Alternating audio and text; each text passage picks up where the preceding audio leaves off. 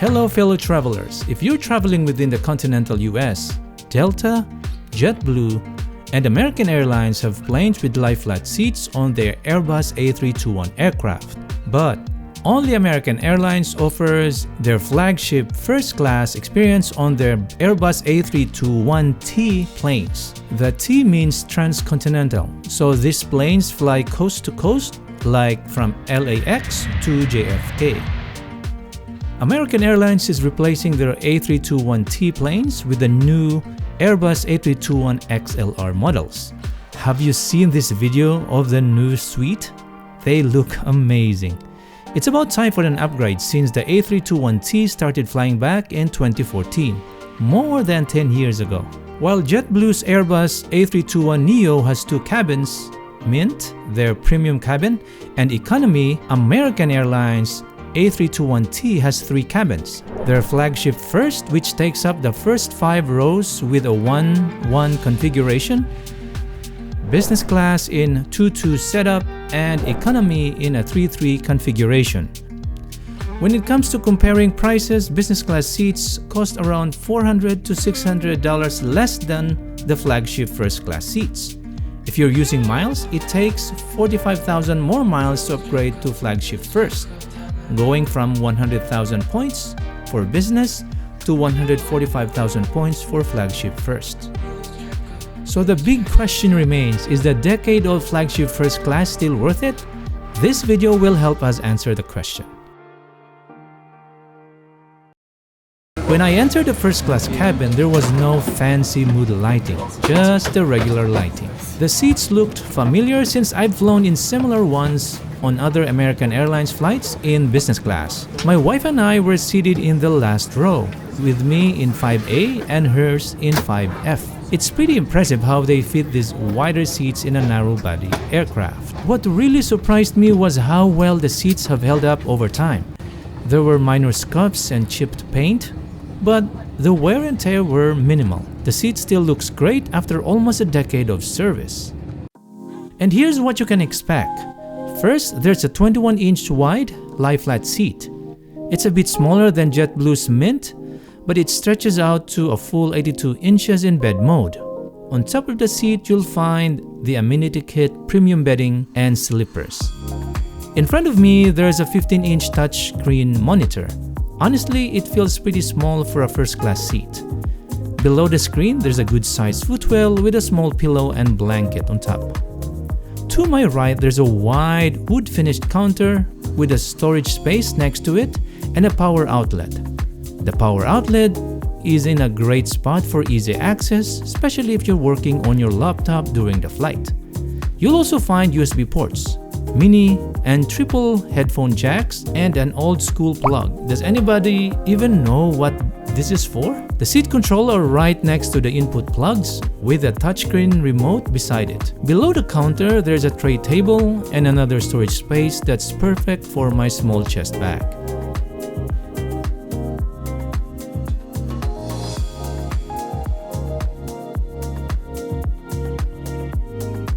Even though the seat has all the useful perks of a premium seat, it doesn't give you much privacy. On a 5-hour flight from JFK to LAX, American Airlines offers a range of amenities. The amenity kit doesn't have a lot of items inside, but it includes essentials like hand lotion, earplugs, lip balm, and an eye mask. A friend of mine asked me why lip balm is always included in the amenity kit, and it's because the air in the cabin is really dry and can make your lips chapped. So the lip balm helps with that. I was really surprised to find slippers included in a 5-hour flight with American Airlines. I didn't think they'd give slippers on such a short flight. Correct me if I'm wrong, but I don't think you get amenity kits or slippers in business class. These slippers comes in a cotton bag and are way comfier and cushier than those in business class. That said, the slippers in Emirates First Class are on another level. For their flagship first, American Airlines uses beddings by Casper, which is known for its high-quality mattresses and bedding products. You get a super plush full-size pillow and comfy beddings. There's also a small pillow that works great for lumbar support and a cozy fleece blanket.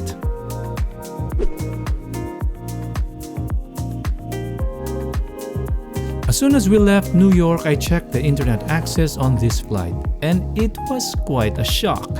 So even if you're in first class, you still have to pay the internet access is $29 for the whole flight. That's quite steep. Yep, you heard that right. $29 for 5 hours of internet or $20 for just 1 hour. Honestly, that's pretty ridiculous, American Airlines. That's just way too expensive. Tell me about it. JetBlue, United, and Hawaiian offer free internet access. As the plane climbed to cruising altitude, I took a look at the menu. It was printed in a beautiful booklet. I doubt the business class menu looks this nice. I've had terrible meals with American Airlines before. The appetizer on our last business class flight from Qatar to JFK was awful. It was like eating cardboard. No joke. But this menu made me excited to try the food. I decided to go for the lamb cutlets for my main dish. As we reached cruising altitude, I checked out the entertainment options. Let me show you how the TV flips to let you this correctly. When I pushed the button to release the screen from its stowed position, it flipped toward me so quickly that it seemed like it might break. That was really scary. On Virgin Atlantic, the screen opened smoothly and slowly. That's how it should be. In his review of the Airbus A321T, YouTuber Jeb Brooks, a big YouTuber, mentioned this. The in-flight entertainment was, in a word, terrible. I found American's IFE to be the least reliable in the sky. The touchscreen features are difficult for me to make work, and the remotes seem to be sticky a lot of the time. I had a different experience with the screen's touch response. It's not as smooth as the newer aircraft, but it's not as bad as he said. The touch control on this screen is pretty smooth, actually. Yeah, compared to the last time we flew with American. This one, the screen is really strong. The headset they provided was a high-quality product by Bang & Olufsen. Although it had some visible wear and tear, you could see that it was mostly made of metal, not cheap plastic. So when it comes to the sound quality of this headset, the B&O, I already know how it sounds. This is a premium quality headset. I've tried this before doing 2 flights with American. This is really good. The sound of this one is really, really good. Yeah, this is one of the good things with American, this audio. But when it comes to movie titles and TV shows, it was mostly old stuff, nothing really new.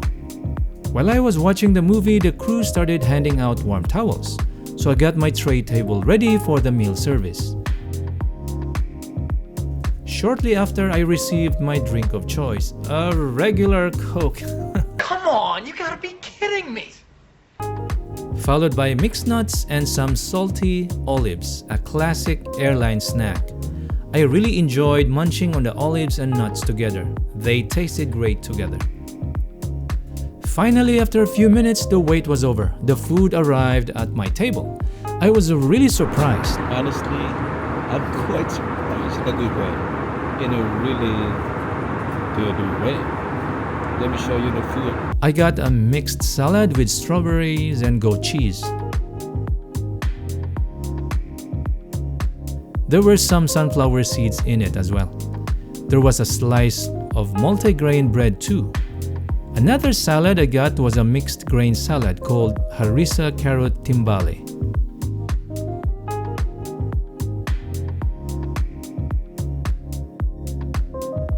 And of course, the main dish was lamb cutlets in pistachio pesto crust, black rice, and some greens.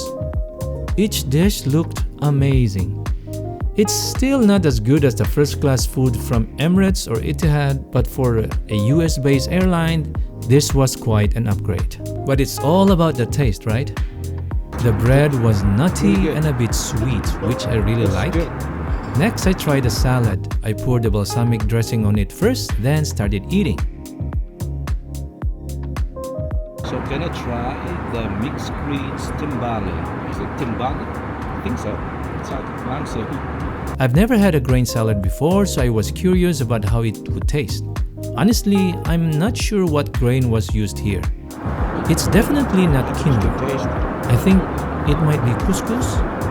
If you know, please comment below.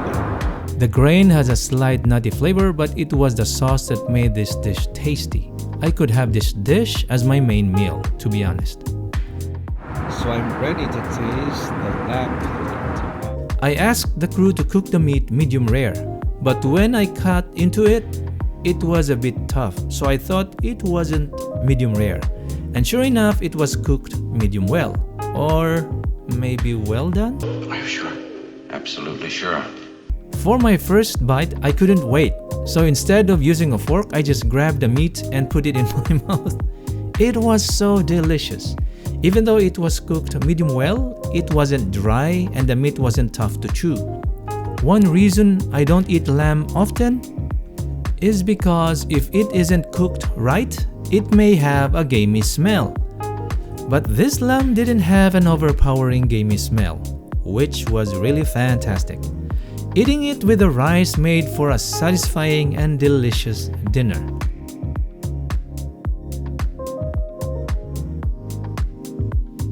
I scraped all the meat off the bone because it was so tasty.